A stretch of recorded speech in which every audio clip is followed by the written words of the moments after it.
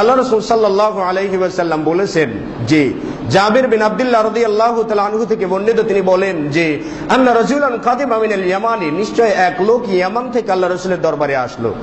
আল্লাহ রাসূলের দরবারে এসে আল্লাহ রাসূলকে জিজ্ঞাসা করলেন আন শারাবিন ইয়াশরাবুনাহু বিআরদিহিম মিনাজ জুরাত, তাদের ভূখণ্ডে একটা মদ সেবন করা হয় যেটাকে জুরাত বলা হয়। আল্লাহ রাসূল বললেন আওয়া মুসকিরুন হুয়া, আরে সেটা সেবন করলে কি নেশা হয়? লোকটি বললেন না ইয়া রাসূলুল্লাহ, জি নেশা হয়। আল্লাহ রাসূল সাল্লাল্লাহু আলাইহি ওয়াসাল্লাম বললেন কুল্লু মুসকিরিন খামারুন আও কুল্লু মুসকিরিন হারামুন, প্রত্যেকটা নেশার বস্তুই হারাম, প্রত্যেকটা নেশার বস্তুই হারাম।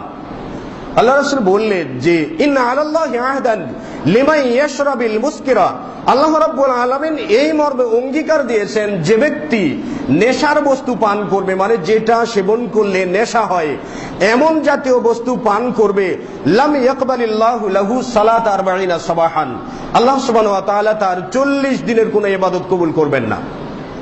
ফাইন তাবা তাবাল্লাহু আলাইহি, যদি সে আল্লাহ তাআলার দরবারে তাওবা করে থাকে তাহলে আল্লাহ তার তাওবা কবুল করবেন। ফাইন আদা ফি সানিয়া, যদি সে দ্বিতীয়বার এই নেশার বস্তু সেবন করে তাহলে লাম ইয়াকবালিল্লাহু লাহু সালাত 40 সাবাহান, আল্লাহ সুবহানাহু ওয়া তাআলা তার 40 দিনের ইবাদত কবুল করবেন না। দ্বিতীয়বারও যদি ফাইন তাবা তাবাল্লাহু আলাইহি, যদি সে দ্বিতীয়বার আল্লাহ তাআলার দরবারে তাওবা করে আল্লাহ সুবহানাহু ওয়া তাআলা তাওবা কবুল করবেন।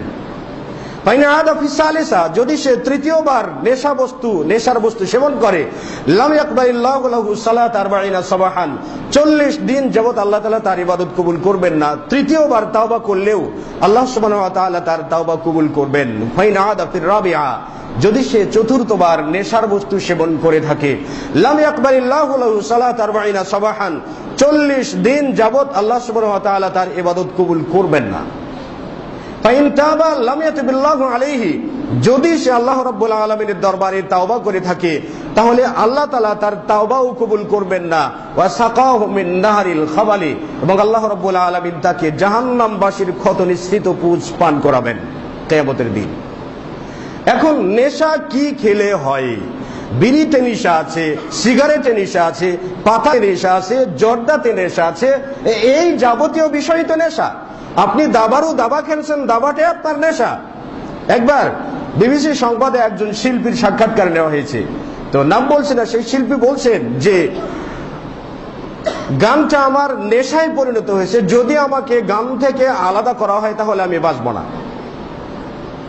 এই দৃষ্টিতে তার যে ভাষ্য, তার যে বলা বক্তব্য, এই বক্তব্যকে যদি বাস্তবতার সাথে নিয়ে আসা হয় তাহলে তিনি যতদিন পর্যন্ত বাঁচবেন এবং যতদিন পর্যন্ত তিনি গান গেয়ে যাবেন ততদিন পর্যন্ত তার গান গাওয়াটাই মদ হিসেবে বিবেচিত হবে।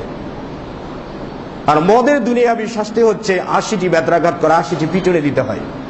আল্লাহ রাসূল সাল্লাল্লাহু আলাইহি ওয়াসাল্লাম 40টি বেত্রাঘাত করেছেন। তো জাবির বিন আব্দুল্লাহর হাদিস থেকে যেটা পাওয়া যায়, ইন্না আলাল্লাহি আহদান, আল্লাহ সুবহানাহু ওয়া তাআলা এই মর্মে অঙ্গীকারাবদ্ধ হচ্ছে যে লিমান ইয়াশরাবিল মুসকিরা, যে ব্যক্তি নেশার বস্তু পান করবে বা যে ব্যক্তি মদ পান করবে, আল্লাহ সুবহানাহু ওয়া তাআলার অঙ্গীকার হচ্ছে আইয়াসকিয়াহু মিন তিনাতিল খাবালি, আল্লাহ রাব্বুল আলামিন তাকে তিনাতুল খাবাল পান করাবেন। সাহাবায়ে কেরামগণ বললেন ইয়া রাসূলুল্লাহ মা তিনাতুল খাবাল, আরে তিনাতুল খাবালটা কি? আল্লাহ রাসূল সাল্লাল্লাহু আলাইহি ওয়াসাল্লাম বললেন আরাকু আহলিন নারি আও ইসারাতু আহলিন নার, তিনাতুল খাবাল হচ্ছে জাহান্নামবাসীর ক্ষতনিসৃত পুজ, ফুটন্ত পুজ, এটাকেই বলা হয় তিনাতুল খাবাল। এবং এটাই যদি আপনি মদ পান করেন, যদি আপনি সিগারেট খোর হন, যদি আপনি জর্দাখোর হন, তাহলে এটাই আপনার প্রাপ্য, এটাই আপনার প্রাপ্য। তাহলে ইন্নামাল খামারু ওয়াল মাইসির, নিশ্চয়ই মদ এবং জুয়া এগুলো এগুলো শয়তানের কাজ, এগুলো নাপাক। তাহলে এগুলোর থেকে বেঁচে